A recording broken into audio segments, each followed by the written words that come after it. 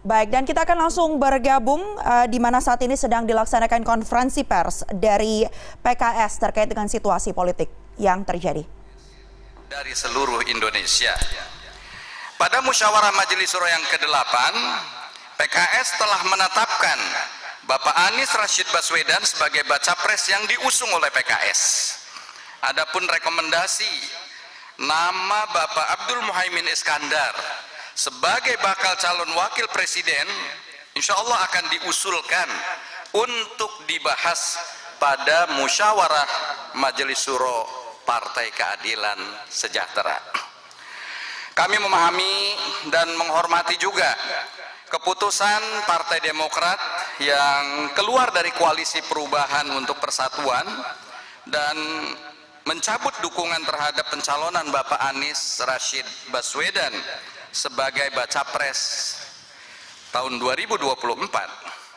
Sesungguhnya ya kami masih sangat berharap pada Partai Demokrat untuk bisa tetap berada dalam koalisi perubahan untuk persatuan dan mengusung saudara Anies Rashid Baswedan sebagai baca pres Republik Indonesia. Saya kira demikian konferensi pers yang perlu saya sampaikan. Berapa poin ini kami mohon dukungan dari seluruh rakyat Indonesia, juga doa dan nasihat dari para kiai, alim ulama, para habaib dan tokoh masyarakat agar dapat terus istiqomah berjuang untuk kebaikan umat, bangsa, agama dan negara. Kurang dan lebihnya saya mohon maaf. Wallahu waliyut taufiq ila aqwamit thoriq. Nasrun minallahi wa fathun qarib. Assalamualaikum warahmatullahi wabarakatuh.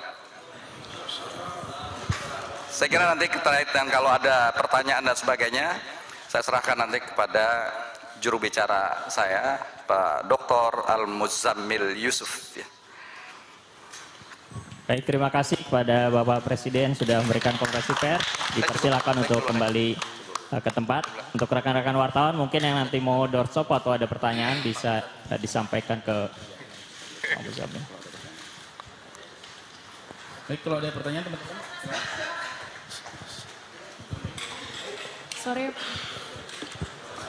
Sore Pak Muzammil. Sini aja mikro. Ya, silakan. Cek. Jubir ikut sini. Bin masuk. Oke. Sore Pak Muzammil, Ya, Cecilia dari Metro TV. Pak, pertanyaan pertama, alasan kenapa Pak Presiden tadi tidak bisa hadir ke Surabaya dan di Surabaya itu siapa yang mewakilkan? Karena ternyata di Surabaya pada saat deklarasi tidak terlihat muncul perwakilan dari PKS di lokasi deklarasi. Itu yang pertama. Yang kedua, tadi Pak Presiden sempat menyampaikan terkait dengan nama bacawa pres Pak Muhaimin Iskandar, artinya nanti akan dibawa ke musyawarah Majelis Syuro yang ke-9 atau seperti apa? Boleh penegasannya lagi Pak Muzammil? Terima kasih.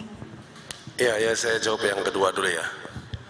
Tadi disampaikan Presiden PKS bahwa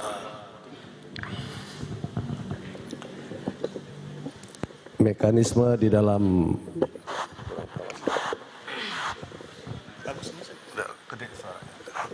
ini mungkin suara saya serak ya, jadi kurang cocok sama semua mic ini. Dijelaskan tadi oleh Presiden PKS, mekanisme di dalam PKS itu adalah keputusan penting tentang capres atau cawapres.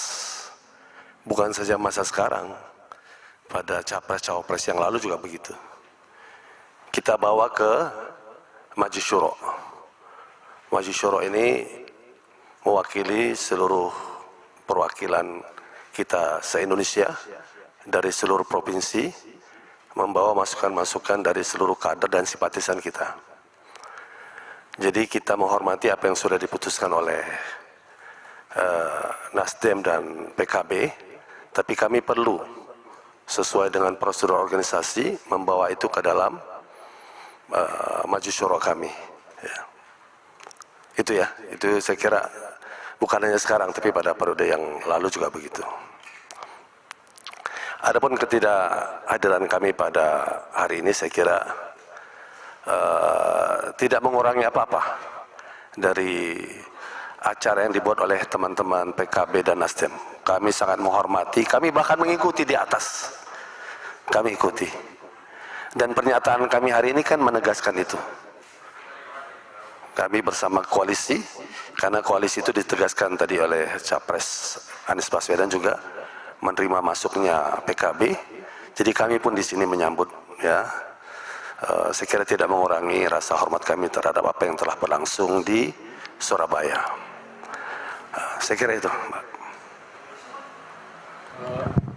Mohon maaf Pak, saya Adi dari TV One ingin penegasan sekali lagi, berarti PKS masih secara resmi bergabung dalam koalisi perubahan untuk persatuan ya untuk Dewi. Ya, sejak awal statement kami pada tanggal 30 kemarin kan, ya, bahwa PKS ya, sesuai dengan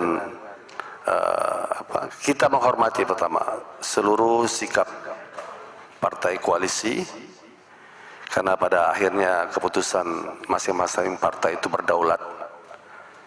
Kita sudah mencoba berbuat yang terbaik untuk hasil yang terbaik, belum kita dapatkan. Lalu ada satu dan hal masalah terkait dengan hal ini, tapi PKS menegaskan karena amanat Majelis Syuro kami mendukung Capres Anies Baswedan, itu yang tidak mungkin kami putuskan kalau tidak dengan Majelis Syuro lagi. Jadi posisi PKS tetap lurus dengan lembaga tertinggi partai, yaitu Majelis Syuro Partai, mendukung Anies Baswedan sebagai Capres. Di mana Pak Anies Baswedan diusulkan sebagai Capres, PKS full mendukung hal itu karena amanat dari lembaga tertinggi partai di PKS. Demikian. Saya masih menjahit pertanyaan yang sebelumnya Pak. Tadi ditanyakan untuk ketidakhadiran PKS ke Surabaya itu bukan perkara besar, tetapi alasan spesifiknya, adakah alasan kenapa PKS tidak hadir di sana Pak? Ya, kami sesungguhnya berharap ya, ada prosedur yang bisa lebih bagus daripada situasi hari ini. Sesungguhnya koalisi 3 partai itu tidak akan mengalami goncangan apa-apa ketika masuknya PKB dengan cara yang smooth. Bisa kita lakukan itu, tapi takdir yang terjadi tidak seperti itu. Oleh karena itu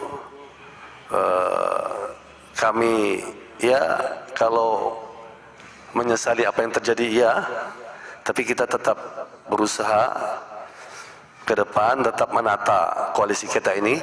Tadi statement Presiden Partai juga, kita berharap teman Demokrat, ya kita hormati sekali, kita pahami betul apa yang menjadi ketidaknyamanan Partai Demokrat, tapi kita terus menghimbau PKS akan terus berdialog dengan Demokrat untuk marilah kita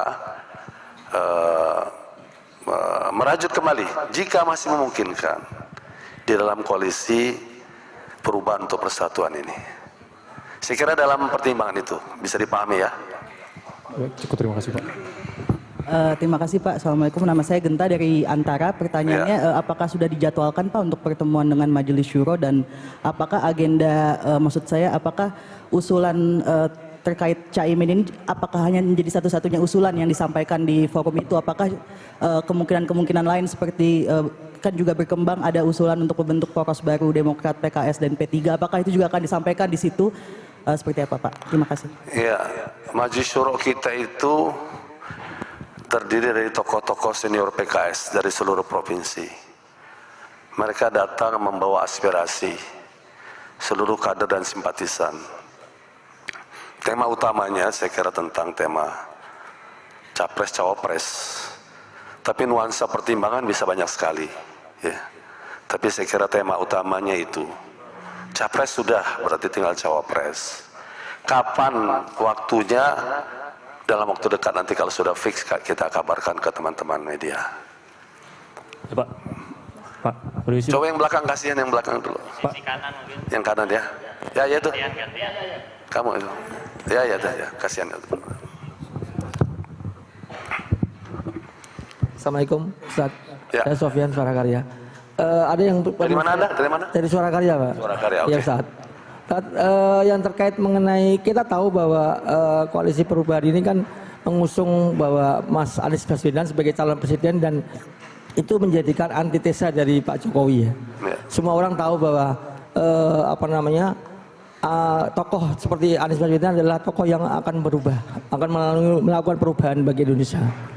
Tapi ternyata kenyataan hari ini adalah calon wakil presiden adalah Caimin yang kita tahu bahwa ada di pemerintahan dan itu jelas tidak melihat bahwa dia adalah sosok perubahan.